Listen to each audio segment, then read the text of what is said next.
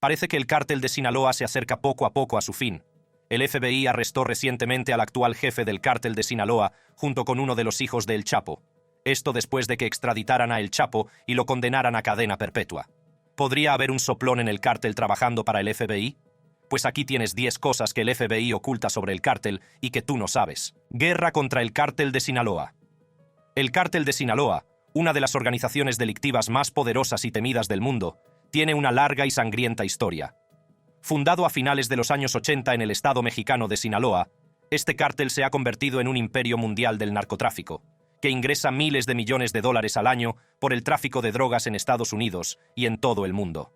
La influencia del cártel va mucho más allá del narcotráfico e incluye el blanqueo de dinero, la delincuencia organizada y brutales actos de violencia.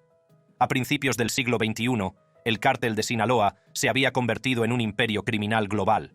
Sus operaciones generaban ingresos de miles de millones de dólares, lo que las convertía en una de las organizaciones criminales más ricas del mundo. Su alcance se extendía a todos los rincones del planeta y su influencia se dejaba sentir por todas partes. Los esfuerzos del gobierno estadounidense por desmantelar las operaciones mundiales del cártel de Sinaloa han sido una auténtica partida de ajedrez. Esta batalla empezó en serio a principios de los años 2000, cuando la influencia y el alcance del cártel se hicieron imposibles de ignorar. La Agencia Antidroga estadounidense, DEA, junto con otras agencias federales, puso en marcha una serie de operaciones destinadas a paralizar la infraestructura del cártel. Uno de los movimientos más significativos fue la captura de Joaquín El Chapo Guzmán. En 2014, tras años eludiendo su captura, El Chapo fue detenido en una espectacular redada en Mazatlán, México. Esta operación fue el resultado de una amplia labor de inteligencia que incluyó escuchas telefónicas, vigilancia e informantes. Sin embargo, la captura de El Chapo fue solo el principio. En el año 25 se fugó de una prisión de máxima seguridad a través de un sofisticado túnel, pero fue capturado de nuevo en el 26. Su extradición a Estados Unidos en el año 27 marcó un punto de inflexión en la guerra del gobierno estadounidense contra el cártel. El gobierno estadounidense no se detuvo en El Chapo. También se centró en las redes financieras del cártel, con el objetivo de cortar el flujo de dinero que alimentaba sus operaciones. El Departamento del Tesoro hizo uso de las facultades que le confiere la Ley de Designación de Cabecillas Extranjeros del Narcotráfico para congelar activos e imponer sanciones a personas y entidades vinculadas al cártel. Esta estrategia pretendía interrumpir la capacidad del cártel para blanquear dinero y financiar sus actividades. Otro aspecto fundamental de los esfuerzos del gobierno estadounidense fue el uso de informantes y operaciones encubiertas. La DEA y otras agencias cultivaron una red de informantes dentro del cártel.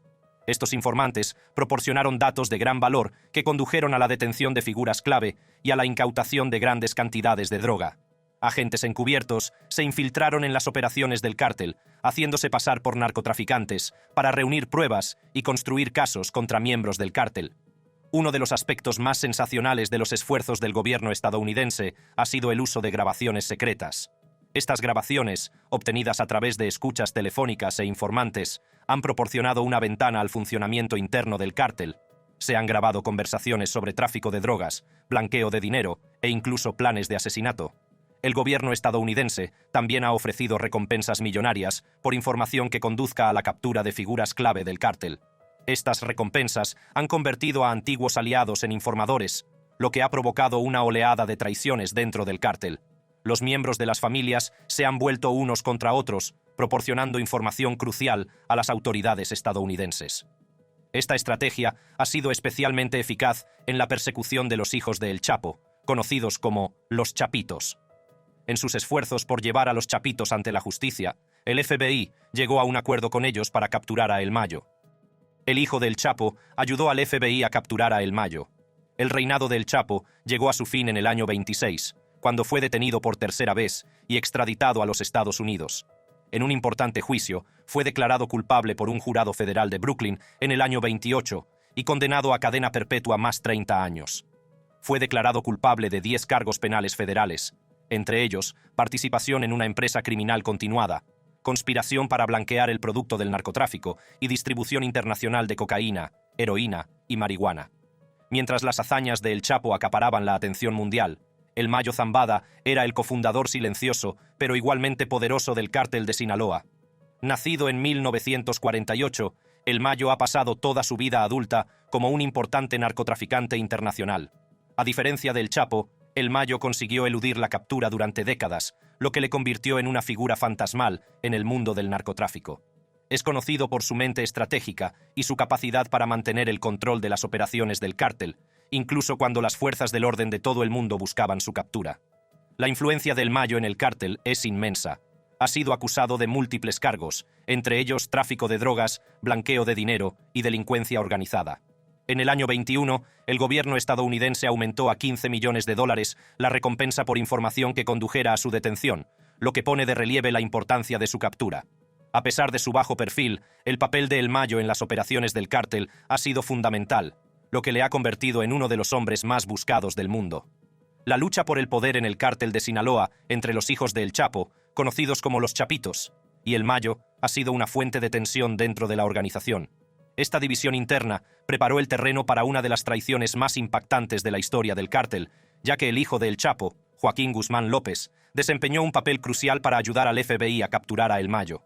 La operación que condujo a la captura de Ismael El Mayo, Zambada, fue nada menos que un thriller de alto riesgo, lleno de engaños, traiciones y una planificación meticulosa. El cerebro de este audaz plan no era otro que Joaquín Guzmán López, hijo del tristemente célebre Joaquín El Chapo Guzmán. Este impactante giro en la saga del cártel comenzó con un movimiento calculado de Guzmán López para explotar la brecha existente en el cártel de Sinaloa. Guzmán López, de 38 años, se había enzarzado en una lucha de poder con El Mayo por el control de las vastas operaciones del cártel. Reconociendo la oportunidad de eliminar a un rival formidable, Guzmán López se dirigió a los investigadores estadounidenses con una propuesta que parecía demasiado buena para ser cierta. Se ofreció a ayudar al FBI a capturar a El Mayo. El plan se puso en marcha un jueves, aparentemente normal. Guzmán López atrajo a El Mayo a un avión privado con el pretexto de examinar un terreno en México. El Mayo, inconsciente de la trampa que le habían tendido, embarcó en el vuelo con la expectativa de un viaje de negocios rutinario. Sin embargo, el destino del avión no era México, sino El Paso, Texas. Cuando el avión aterrizó en El Paso, los agentes federales de Homeland Security Investigations y del FBI estaban preparados y esperando. En cuanto se abrieron las puertas del avión, entraron rápidamente y detuvieron tanto a El Mayo como a Guzmán López.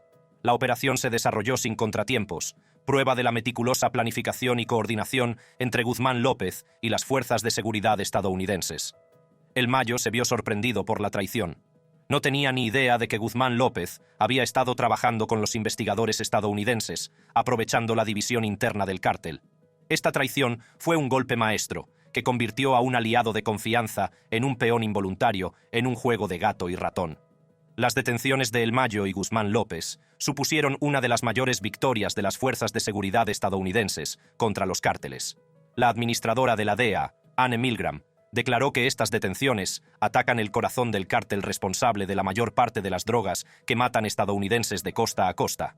El Mayo, que ahora se encuentra bajo custodia estadounidense, se siente traicionado y ha decidido airear su propio punto de vista. La carta de El Mayo desde la cárcel. El Mayo, el recluso capo del cártel de Sinaloa, ha roto su silencio desde una prisión estadounidense. El Mayo, de 76 años, ha sido una figura oscura durante décadas, gobernando un imperio de narcóticos multimillonario desde escondites remotos. Pero ahora salta a la palestra, acusando nada menos que al hijo de Joaquín, El Chapo Guzmán, Joaquín Guzmán López, de orquestar su secuestro.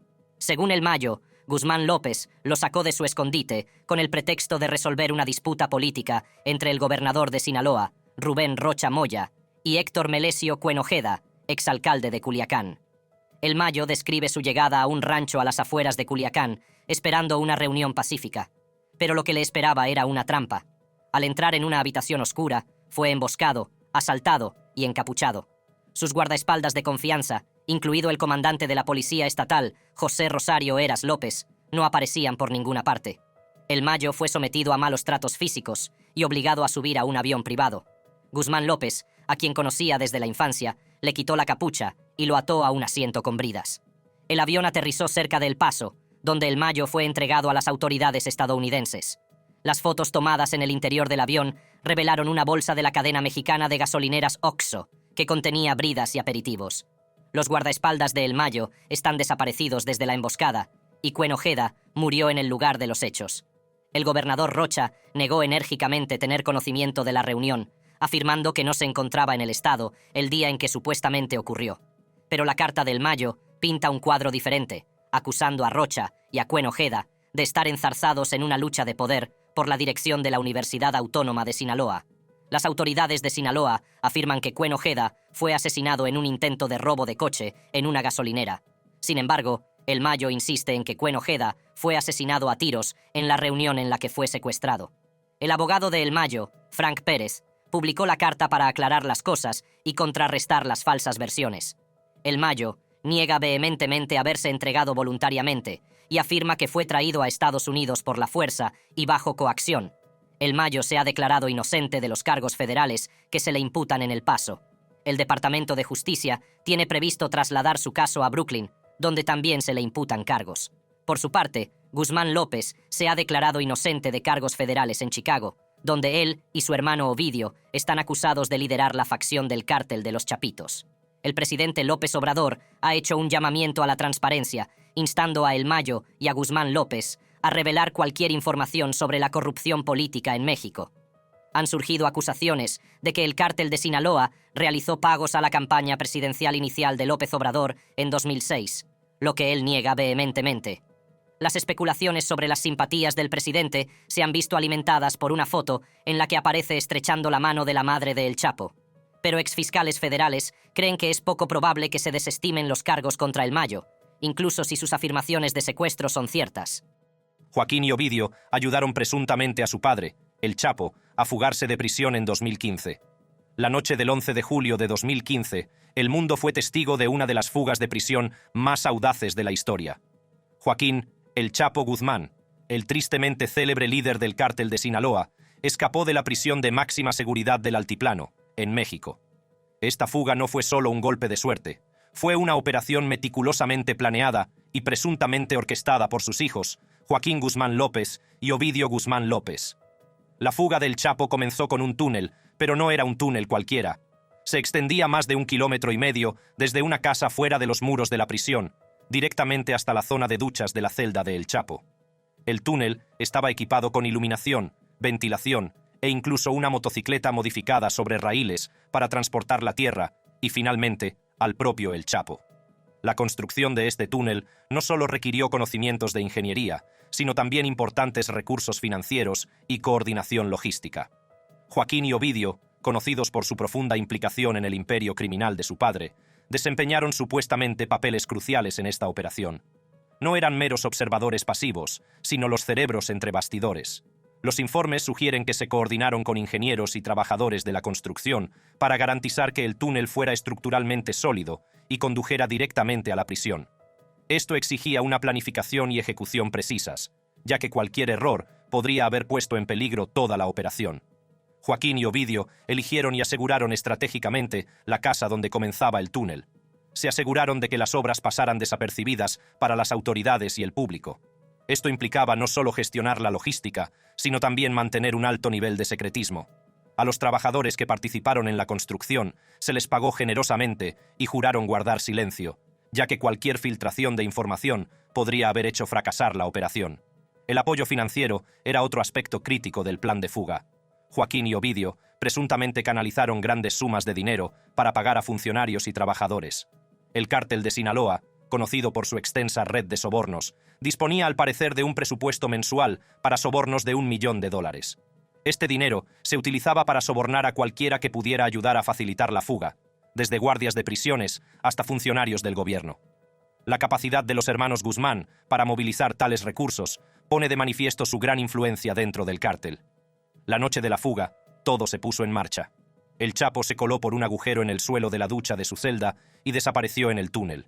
Atravesó el túnel en la motocicleta modificada y emergió en la casa donde le esperaban sus cómplices. Esta audaz fuga fue una enorme vergüenza para el gobierno mexicano y un testimonio del poder y el alcance del cártel de Sinaloa. Pero entonces, ¿por qué uno de los Chapitos traicionaría al cártel de Sinaloa y a El Mayo, teniendo en cuenta que es el estrecho aliado de su padre y actual líder del cártel? El Mayo estaba al mando del cártel de Sinaloa tras la detención del Chapo. Tras la condena del Chapo, el cártel de Sinaloa necesitaba un nuevo líder para llenar el vacío. Ahí fue donde entró Ismael El Mayo Zambada, un hombre cuyo nombre infunde miedo y respeto a partes iguales. El Mayo había sido una figura clave del cártel durante décadas. A diferencia del Chapo, que disfrutaba de los focos, el Mayo prefería operar desde la sombra.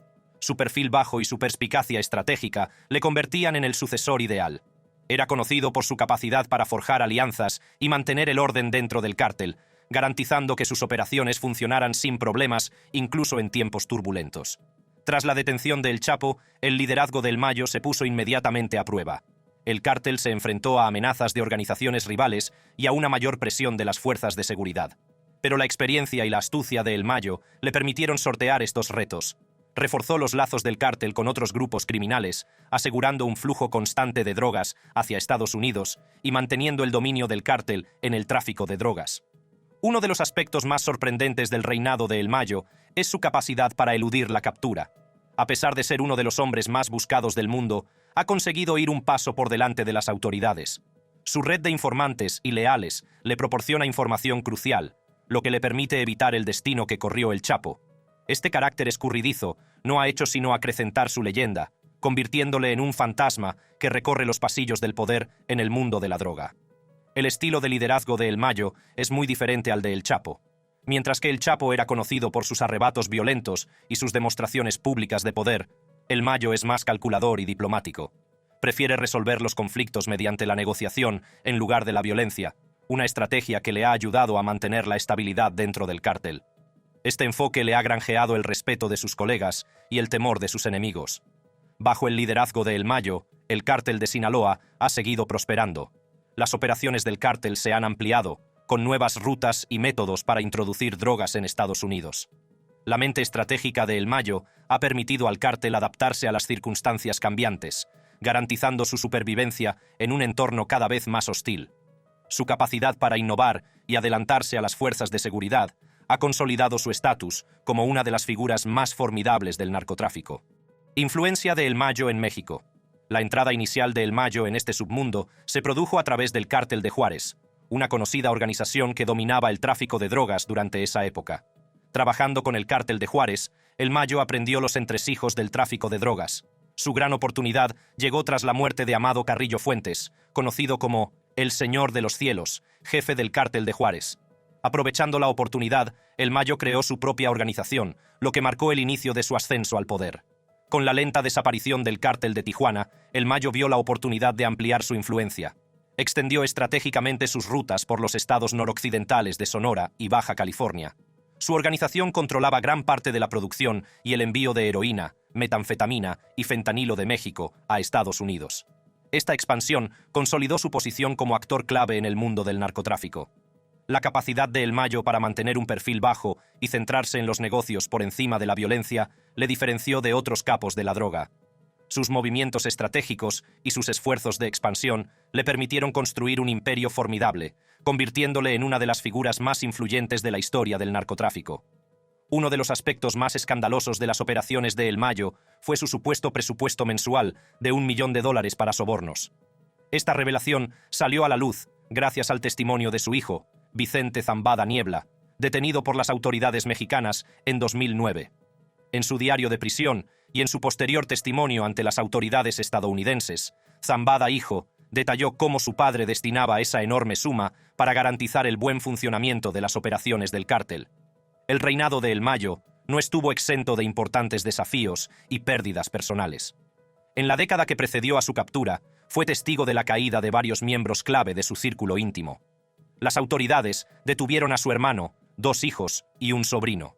Sus hijos, Ismael Zambada Imperial, alias El Mayito Gordo, y Vicente Zambada Niebla, alias El Vicentillo, junto con su hermano Jesús, el Rey Zambada, fueron extraditados a Estados Unidos entre los años 20 y 29.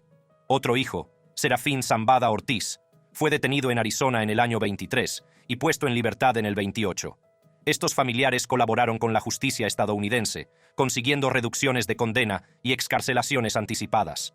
El Rey y Vicentillo incluso testificaron contra Joaquín, el Chapo Guzmán, durante su juicio en Nueva York en el año 29.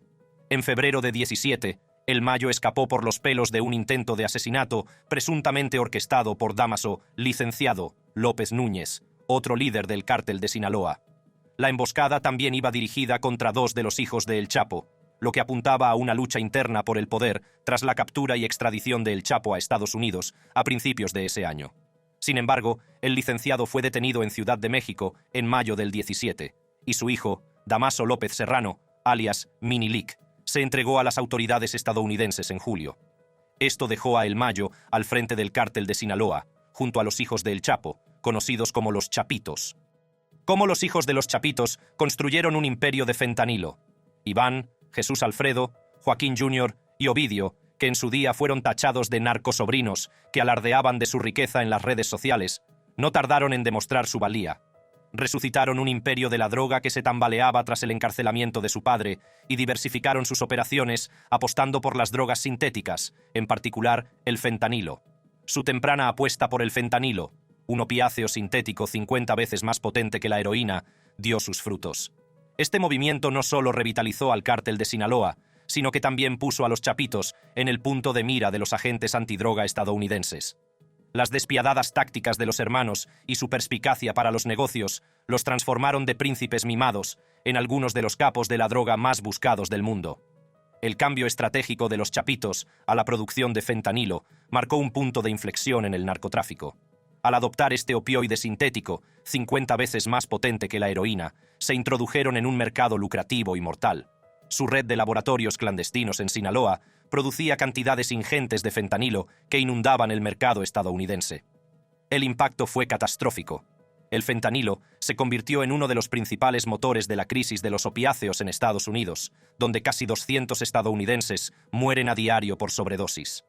Las operaciones de los hermanos convertían precursores químicos por valor de $800 en pastillas o polvo de fentanilo, cosechando beneficios de hasta $640,000. Este flujo de dinero les permitió sobornar a políticos, financiar un ejército de asesinos a sueldo y consolidar su control sobre el tráfico de drogas. Las autoridades estadounidenses respondieron con nuevas y amplias acusaciones y con recompensas multimillonarias por las cabezas de los hermanos. Las autoridades mexicanas se enfrentaron a enormes desafíos para frenar el creciente poder de los Chapitos.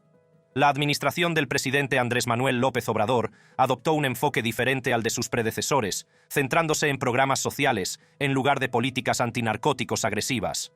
Esta estrategia, bautizada como abrazos, no balazos, pretendía abordar la delincuencia y la violencia desde la base. Sin embargo, este enfoque más suave permitió a los Chapitos consolidar su poder. En octubre de 1920, el ejército mexicano capturó a Ovidio Guzmán en Culiacán, pero la rápida y violenta respuesta del cártel obligó al gobierno a liberarlo. Cientos de combatientes del cártel armados con armamento militar rodearon a las tropas, provocando un día de caos y terror que conmocionó a la nación. A pesar de las victorias ocasionales, como la nueva detención de Ovidio a principios del 23, las autoridades mexicanas lucharon por contener la influencia de los hermanos.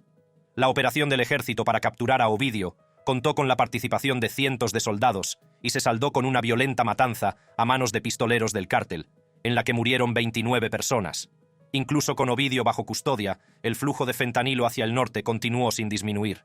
Los tensos lazos de seguridad entre Estados Unidos y México complicaron aún más los esfuerzos para combatir a los Chapitos.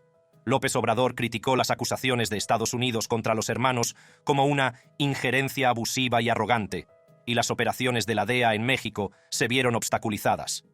La disolución de una unidad policial de élite que colaboraba estrechamente con la DEA y las nuevas restricciones impuestas a los agentes extranjeros que operan en México debilitaron la lucha contra el cártel. Se dice que los Chapitos culparon a El Mayo de la detención de su padre. Luchas internas entre cárteles tras el encarcelamiento de El Chapo. Tras la detención de El Chapo, surgieron 3 facciones, cada una decidida a hacerse con el control del multimillonario imperio de la droga. En primer lugar, tenemos a Damaso López Núñez, conocido como El Licenciado. Damaso era la mano derecha de El Chapo y tenía un profundo conocimiento de las operaciones del cártel. Ayudó decisivamente a El Chapo a escapar de la cárcel en 2 ocasiones. Con El Chapo fuera de juego, Damaso vio la oportunidad de hacerse con el poder y establecerse como nuevo líder del cártel de Sinaloa. A continuación, tenemos a los hijos de El Chapo, Jesús Alfredo e Iván Archibaldo Guzmán. Creían que eran los herederos legítimos del imperio de su padre y no iban a permitir que Damaso les arrebatara lo que consideraban su derecho de nacimiento. Los hermanos Guzmán estaban decididos a mantener el control de su familia sobre el cártel y estaban dispuestos a todo para conseguirlo. Por último, está Aureliano El Guano Guzmán, hermano de El Chapo. El Guano controlaba la zona en torno a su ciudad natal, Badiraguato, y tenía sus propias ambiciones para el cártel. Era una fuerza formidable en la lucha por el poder, lo que añadía otra capa de complejidad a la ya de por sí volátil situación. La violencia en Sinaloa se intensificó rápidamente. En junio del año 26 se produjo un asalto armado a la casa de la madre del Chapo. Este incidente, denunciado por los abogados del Chapo, fue la primera señal de que se estaba gestando una guerra dentro del cártel. Solo 2 meses después, Jesús Alfredo Guzmán fue secuestrado en Puerto Vallarta. Las autoridades culparon del secuestro a un cártel rival, Jalisco Nueva Generación, pero hubo rumores de un trabajo desde dentro, lo que sugería que las luchas internas en el cártel de Sinaloa ya estaban tomando un cariz mortal. Las cosas se recrudecieron aún más tras la extradición de El Chapo en enero de 2007. En febrero, sus hijos escribieron una carta abierta en la que acusaban a Dámaso de intentar matarlos en una emboscada. Esta acusación pública avivó aún más el conflicto, ya que los hermanos Guzmán y la facción de Dámaso protagonizaron una serie de violentos enfrentamientos. En mayo de 17, el periodista Javier Valdez, experto en cárteles de la droga, fue asesinado a tiros en Culiacán. Sus colegas creyeron que se trataba de una represalia por una entrevista que había publicado con Dámaso López Núñez. En la entrevista, Dámaso negó haber atacado a los hijos de El Chapo y llamó amigo suyo a Ismael El Mayo Zambada. Esta entrevista parecía haber cruzado una línea peligrosa, poniendo de relieve las apuestas mortales de la lucha por el poder. Hablando de El Mayo, fue cofundador del cártel de Sinaloa y había conseguido mantenerse al margen del conflicto directo. Se le consideraba una fuerza pacificadora, alguien que podría aportar equilibrio al caos. Sin embargo, ni siquiera El Mayo pudo escapar de la violencia para siempre. Su posición como fuerza equilibradora le convirtió en un actor clave en el desarrollo del drama. En mayo del 27, Dámaso López Núñez fue detenido. Fue un duro golpe para su facción, pero el derramamiento de sangre continuó. El cartel, con un valor estimado de $20.000 millones, era demasiado valioso para que cualquier facción se echara atrás. La detención de Dámaso no sirvió para aplacar la violencia, ya que las demás facciones siguieron luchando por la supremacía. Viendo cómo fue abatido Dámaso López, ¿fue esto lo siguiente que los chapitos fueron a por El Mayo? La guerra interna entre las facciones del cártel de Sinaloa. Las tensiones entre estas facciones del cártel de Sinaloa llevan años latentes, pero los últimos acontecimientos las han llevado a un punto de ebullición. Uno de los acontecimientos clave que han avivado estas tensiones es la misteriosa detención del hijo de El Mayo, Vicente Zambada Niebla, en el año 29. Existen teorías de que esta detención fue orquestada por los chapitos para debilitar la posición de El Mayo dentro del cártel. La detención de Vicente no solo perturbó las operaciones de El Mayo, sino que también envió un mensaje claro de que los chapitos estaban dispuestos a atacar a las familias de sus rivales para ganar ventaja. La rivalidad entre estas facciones también se ha visto exacerbada por sus diferentes enfoques del tráfico de drogas. Los métodos tradicionales de El Mayo se centran en mantener un perfil bajo y evitar enfrentamientos innecesarios con las fuerzas del orden. Por el contrario, las tácticas agresivas de los chapitos han provocado un aumento de la violencia y de la atención de las autoridades. Esta diferencia de estrategia ha creado una división dentro del cártel, en la que cada facción compite por el control y la influencia.